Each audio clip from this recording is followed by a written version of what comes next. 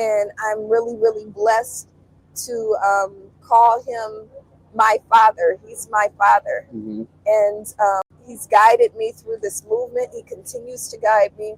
He serves as a member of the board for Black Lives Matter Grassroots. And he's just, anybody who meets him, if you sit with him and listen to the stories that he'll tell, you know, you'll hear things about movement and hear lessons that you can't get anywhere else. He turns 90 this year. 90 wow. This year. And he active. He outside, but he's been displaced now because of his fires. Home is okay, right? Yeah. But why was he displaced? His home is standing, but it's not to inhabit. It's full of ashes, and he's fortunate that the house is still standing. But I think they say it's going to take him a couple months for the house to be inhabitable again. Okay. It's through Baba Hank that I met Martin. Okay. That I met Jean. Right. So there's a few little a cluster of Black Panthers that live in Pasadena, Altadena, that all roll together. Yes. Cause trouble together. Good trouble together. Indeed. Unfortunately, Martin, his home did not survive. His home was burned to the ground. Yes.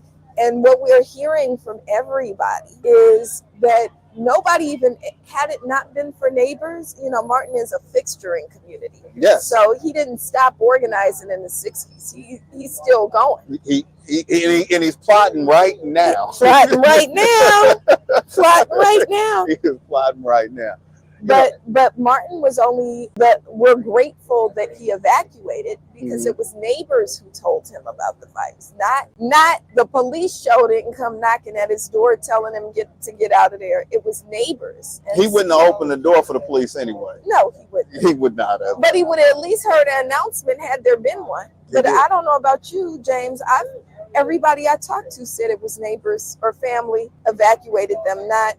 Well, for me, it was an alert from a neighbor. It was a text message. It was my daughter's friend around the corner. It was in that we keep us safe kind of space and know your neighbor. But I didn't get an alert. Right. The fire that I just saw the other day, there was a brush fire from that fire right across the street here, Mel. I like that. I thought it was just up the street a half a mile, but those embers did fly as far down as where we are right now. But it was the police that came through the east side of town on megaphones, telling us to get out. Yeah. Oh, they did come. They did come to my home, right? They didn't go to Altadena. They didn't go to Altadena. They didn't go to many of the other places on the west side.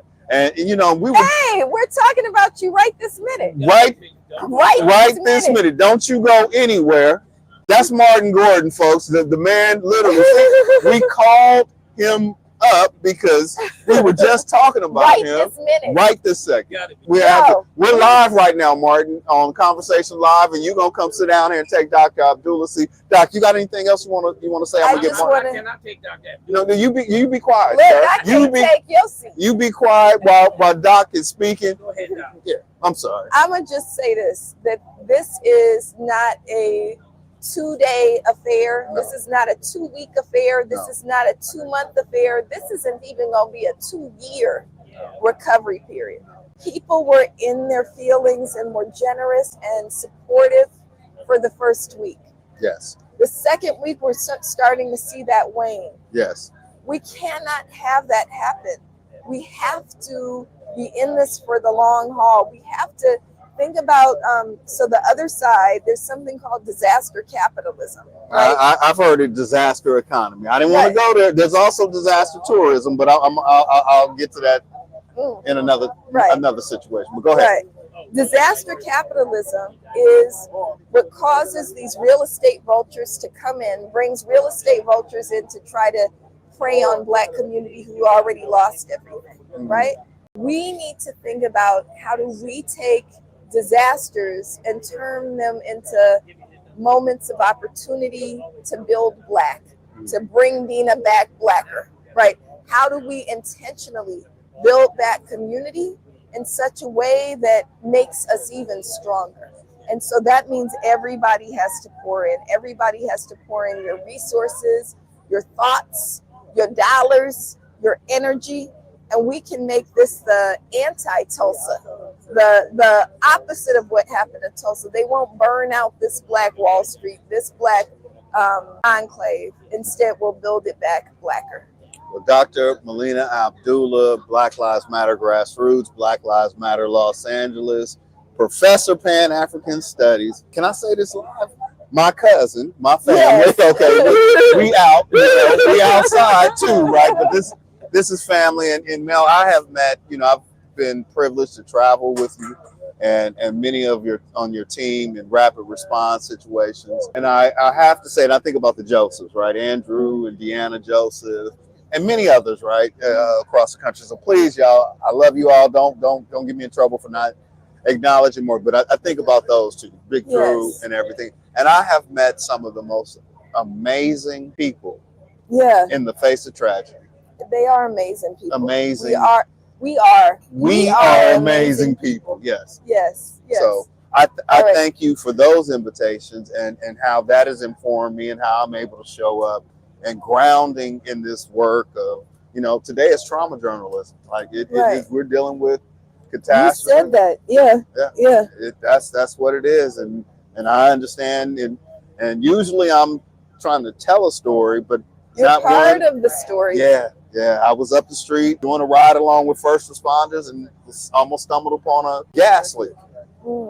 I don't make CNN money. Like, that's not my situation, right? Right. But that was the danger, right, that we were faced with. So we evacuated, came back home against better judgment. And my wife remarked that before I even knew it, I was back in community. Right. Because I just wanted to check on my friends. So I appreciate you coming. We appreciate you. We appreciate you. You're such a part of movement. And, we always say building the movement means bringing whatever you have and pouring it in. And you always do that, James. And I'm so proud to call you family and grateful to also call you my comrade. Thank you, sister. Yeah. All right. Dr. Melina Abdullah, go over there. You guys are giving out air purifiers, other different things. Air purifiers are gone. They're gone. That was the most important thing. Everybody wanted that. Yeah, I want to get him going.